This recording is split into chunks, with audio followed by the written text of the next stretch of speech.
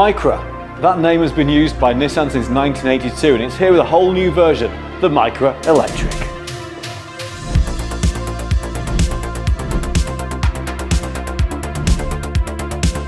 If it looks familiar, that's because it's based on the same underpinnings as the Renault 5, a car in which itself has got lots of plaudits for its design and for the way it drives. So that means that Nissan MICRA has got a good act to follow.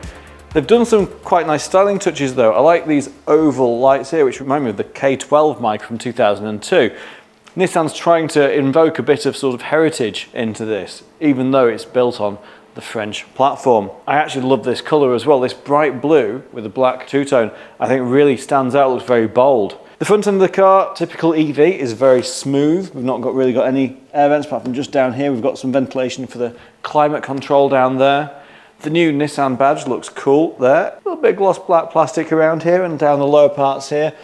These sort of lower signature grills and everything looking very nice. And we've got 18-inch alloys as standard across the whole range, from the entry level all the way up to this, which is the top of the range. And they've got these sort of cool etched design on them, which looks really funky. And actually all of the wheel designs on the MICRA, I think, look really good. We haven't got any sort of cheap wheel trims. This is way in advance of what we had back in 2002. We've got these two-tone mirrors on this model. So we've got black roof, black mirrors, and we've got this large black plastic door lower section here and sort of side skirts, which makes it look really quite sporty and sort of cinches in the waist a little bit. It is a 5-door, they're all 5 doors, so it's got hidden rear door handles here at the back, like we've just seen on the new Nissan Leaf. If you haven't seen our Nissan Leaf review yet, just click up there, you'll be able to see that. And around the back of the car, we've got these two round, almost speech bubble looking rear lights, which have got brake lights integrated with them as well as LED units. I actually quite like them. It's almost a bit like eyes, and it's sort of a bit of personification going on with this car. It's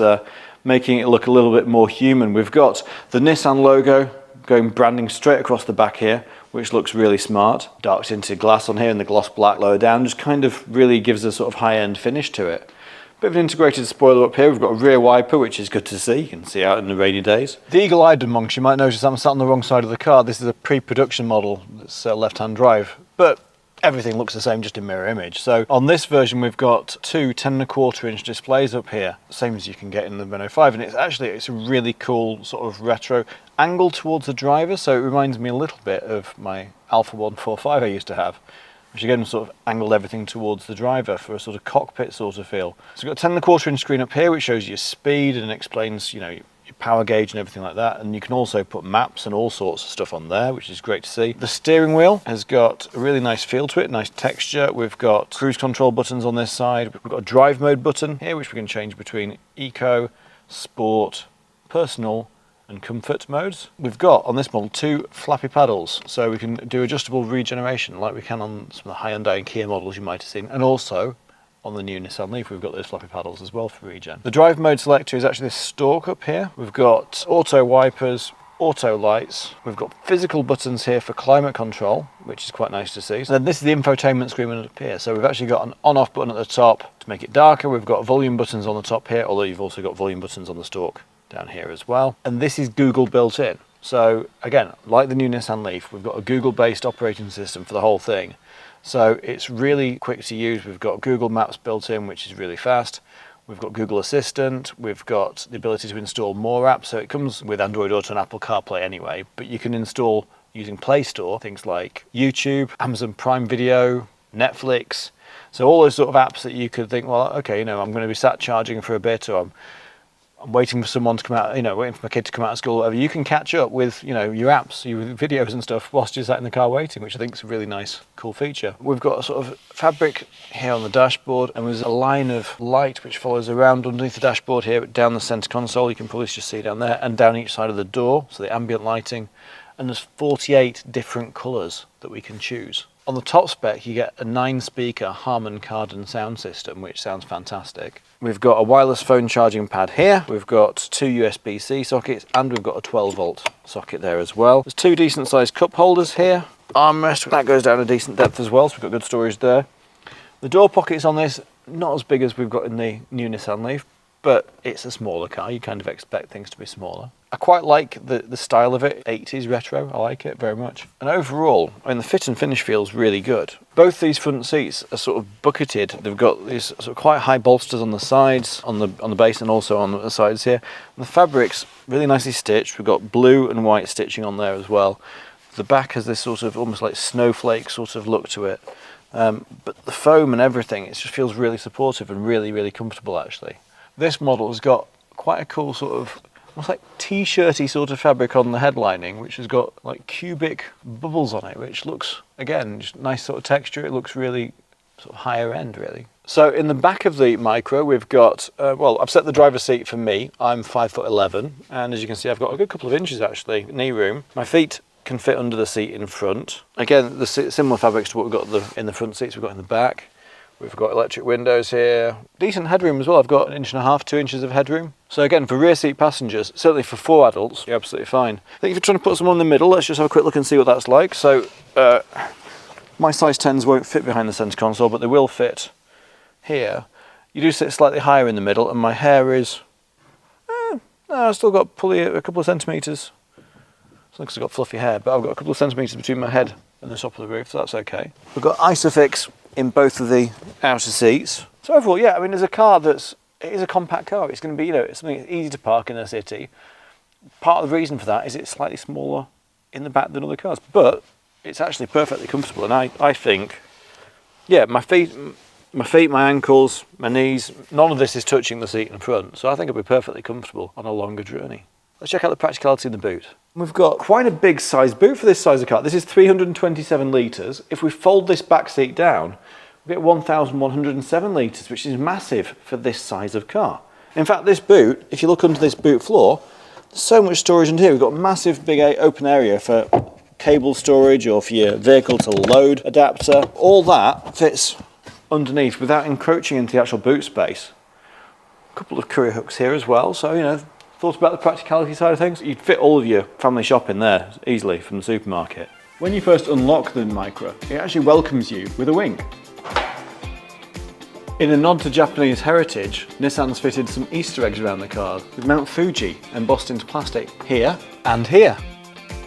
On the charging plate, we've got this 2 and 3 embossment, which means Nissan in Japanese. And under here, we've got the 11 kilowatt AC charger, the DC rapid charger, and also we've got a socket for a vehicle to load, so V2L. So you plug that in there, and then that gives you a domestic socket under here that you can plug in household things up to 16 amps, which is 3.6 kilowatts. Plenty to run everything you might need to go away for a week's camping. Running down the side of the vehicle with this line in here, the designers are calling this the gelato line because it looks like an ice cream scoop has gone all the way down and scoured out this scallop all the way down.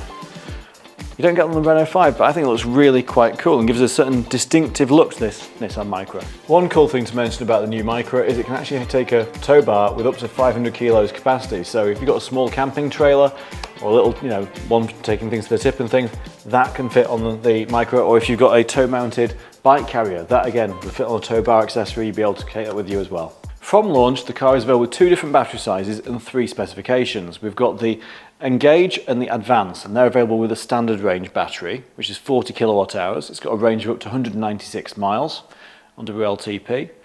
And then we've got the extended range battery. That's available with the Advance model and also with the Evolve top specification. And that's got 52 kilowatt hour battery with a range up to 260 miles. So if you need that extra range, that's the one to go for. Both of the cars come with 11 kilowatt AC onboard charging. If you get the smaller battery, it's got a maximum DC charge rate of 80 kilowatts. If you get the bigger battery, it's got a DC charge rate of up to 100 kilowatts. That means that both batteries will go from 15% to 80% on a rapid charger in around 30 minutes. If you go for the 40 kilowatt hour standard range model, then it comes with a 90 kilowatt electric motor. That has around 120 brake horsepower, 0 to 62 miles an hour in just 9 seconds. If you go for the extended range model with a 52 kilowatt hour battery, that comes with a 110 kilowatt electric motor. That's 150 brake horsepower, meaning it's 0 to 62 miles an hour in just 8 seconds flat. Now that we know that the Nissan Micra range is going to get the £1,500 government plug-in car grant, we know the pricing. So the N-Gauge model, the entry level, starts at 21,495. For that, you will get 18-inch alloy wheels as standard, you will get a heat pump as standard. It's quite a nice vehicle just to start off with. That's with a 40 kilowatt hour battery. If you go for the advanced specification, that's £2,000 more from 23,495 after the grant. If you do that, then you get a slightly different alloy wheel design.